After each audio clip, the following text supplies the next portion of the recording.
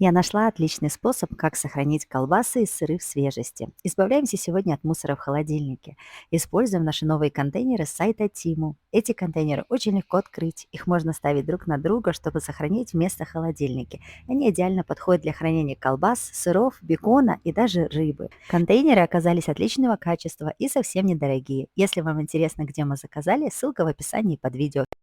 Если нравятся такие видео, ставьте лайки, подписывайтесь и увидимся в следующем видео. Пока-пока!